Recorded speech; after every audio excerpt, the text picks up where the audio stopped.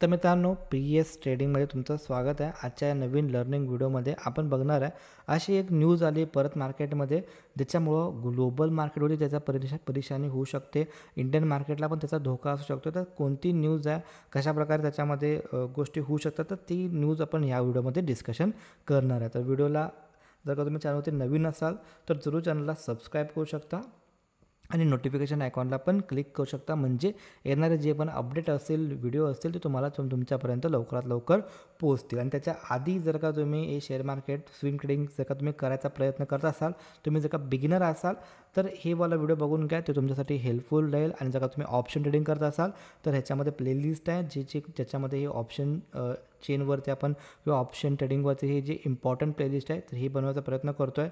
तर हे पण तुम्ही बघू शकता. ओके, तर त्यातून तुम्हाला जास्त करून लर्निंग मिळू शकते.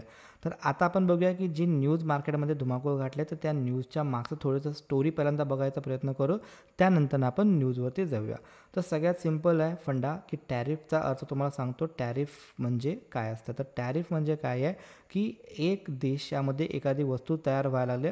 फॉर एक्झाम्पल, इंडियामध्ये एक वस्तू तयार झाली, ती वस्तू जर का US मार्केटमध्ये विकायची आहे, ओके, दुसऱ्या मार्केटमध्ये विकायची आहे, तर ह्या मार्केटमधले ही गव्हर्नमेंटवरती पूर्ण ॲथॉरिटी राहते की आपण त्याच्यावरती किती टॅक्स घ्यायचा. किंवा सपोज US मार्केटमध्ये एखादी वस्तू तयार झाली आहे आणि ती जर का इंडियामध्ये येणार असेल सेलिंग करायला, तर इंडियन गव्हर्नमेंट ठरवते की त्या वस्तूवरती किती टॅक्स लावायचा. तर त्याला बोलतो आपण टॅरिफ. ओके, तर आता काय झालं होतं की टेस्ला ज्यावेळी भारतामध्ये यायचा प्रयत्न करत होती टेस्ला, तर त्याच्यामध्ये काय होत होतं की जे पण आपले गव्हर्नमेंटमधले जे पण मंत्री असतील त्यांचं असं म्हणणं होतं की तुम्ही टेस्ला जर का इंडियामध्ये आणणार असाल तर टेस्लाला इंडियामध्येच तयार करा आणि इंडियामध्येच विका, म्हणजे आम्ही त्यांच्यावरती टॅरिफ कमी प्रमाणात लावू शकतो.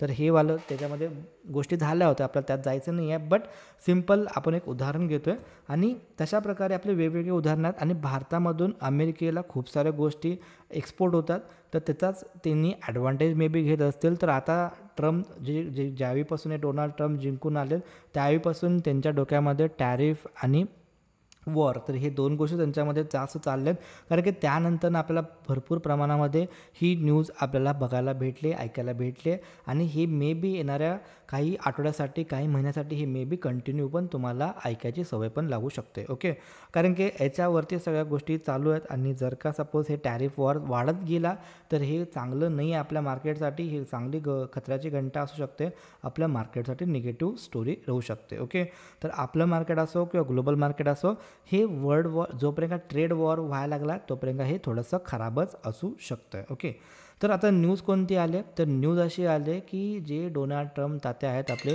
तर ते तात्याने काय केलं आहे, परत एकदा त्याच्यामध्ये टॅरिफ लावायला स्टार्ट केलं. म्हणजे काय, तर त्यांचं आता नवीनच काहीतरी निघलं आहे. त्याच्यामध्ये ते असं म्हणतात की US प्रेसिडेंट डोनाल्ड ट्रम्प ते असं म्हणतात की reciprocal tariff next week. Okay, ते अनाऊन्स करतील रेसिप्रोकल टॅरिफ. आता रेसिप्रोकल टॅरिफ म्हणजे काय असते, तर जशास तसे उत्तर, जसं आपण म्हणतो ना मराठीमध्ये, जशास तसे मी तुला उत्तर देणार. ओके, तसं जर का न्यूटनचा कुठला लॉ, सेकंड लॉ का थर्ड लॉ कुठला तर आहे ना, action is equal to reaction, त्या प्रमाणात झालं ते. याच्यामध्ये त्यांचं असं म्हणणं आहे की सपोज जर का भारत त्यांच्या वस्तू USच्या वस्तूवरती जर का 100% टॅक्स लावला भारत किंवा चीन, तर आम्ही पण त्याच्यावरती ज्यावेळी आमच्याकडं त्यांची इंडियाची वस्तू आमच्याकडे ज्यावेळी येणार त्यावेळी आम्ही पण त्याच्यावरती 100%, 200%चा टॅक्स आम्ही पण लावणार. म्हणजे जर का भारत 100% टॅक्स लावत असेल तर आम्ही पण 100% टॅक्स लावणार. जर भारत 200% टॅक्स लावत असेल तर आम्ही पण 200% टॅक्स लावणार. ओके, तर ह्याचा ॲडव्हान्टेज कुणाला झाला, डिसॲडव्हान्टेज कुणाला झाला हे पण बोलतो.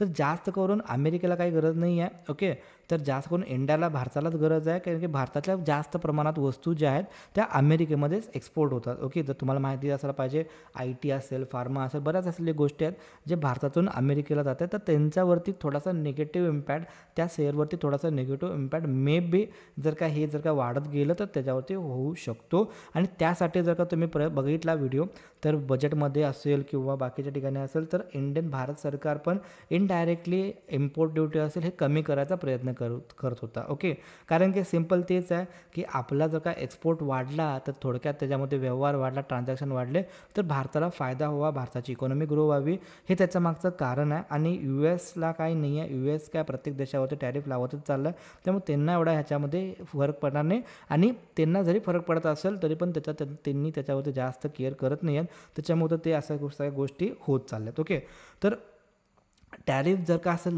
झालं, रेसिप्रोकल टॅरिफ जर का झालं नेक्स्ट वीकमध्ये, जर का ते ट्रम्प त्यांनी बोलल्यात त्याप्रमाणे जर का डिसिजन जर का त्यांनी नेक्स्ट वीकच्या आसपास जर का घेतले तर जे पण सेक्टर आपल्या म्हणजे जे पण वस्तू इंडियन मार्केटमधून बाहेरच्या देशामध्ये जातात तर त्यांच्यासाठी ही खराब न्यूज आहे. आणि मे बी आता येणाऱ्या डेजमध्ये जे आपले प्राईम मिनिस्टर असतील, ओके, नरेंद्र मोदी साहेब, तर हे ज्यावेळी पण अमेरिकेच्या दौऱ्यावर जाणार आहे तर त्याच्यामध्ये पण हे गोष्टी मे बी होऊ शकतील.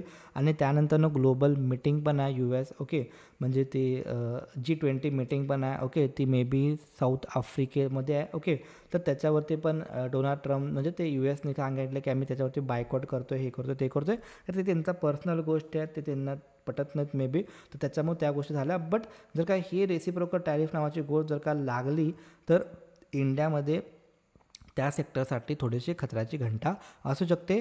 आणि जास्त करून त्यांचं असं म्हणणं आहे की ते ॲटो सेक्टरवरती पण त्याच्यामध्ये टॅरिफ जास्त लावणार आहेत. ओके, तर त्यामध्ये ॲटो कंपन्या असतील किंवा आपल्याकडून त्यांच्याकडे जाणाऱ्या जे पण कंपन्या असेल त्याच्यावर तुमचा फोकस असला पाहिजे. त्याच्यावरती थोडीशी निगेटिव्ह न्यूज ह्या न्यूजमुळं यायचा प्रयत्न होऊ शकते. आणि जर का टेस्ला परत जर का भारतामध्ये आला, कारण की हे कुठं ना कुठं तर ह्याच्यामध्ये बार्गेनिंग व्हायचा प्रयत्न होऊ शकतो लास्टला. आणि जर का डोनाल्ड ट्रम्प जर का ते ऐकलेच नाहीत शेवटपर्यंत, देन टेस्ला जर का भारतात यायला लागले तर आपले जे ॲटो सेक्टर असेल त्यांच्यासाठी पण थोडीशी ह्याच्यामध्ये कॉम्पिटिशन वाढायचा प्रयत्न होऊ शकतो. ओके, तर जर का ह्या गोष्टीवरती काय होते आपण नंतर बघूया, नंतर त्यावेळी पण आपण एक व्हिडिओ तयार करू. बट करंटली जी न्यूज आली आहे ती तुमच्यासमोर शेअर करायची होती. तर जर का तुम्हाला हे समजलं असेल तर डेफिनेटली लाईक करू शकता. भेटू आपण नेक्स्ट व्हिडिओमध्ये. तोपर्यंत जय हिंद, जय महाराष्ट्र.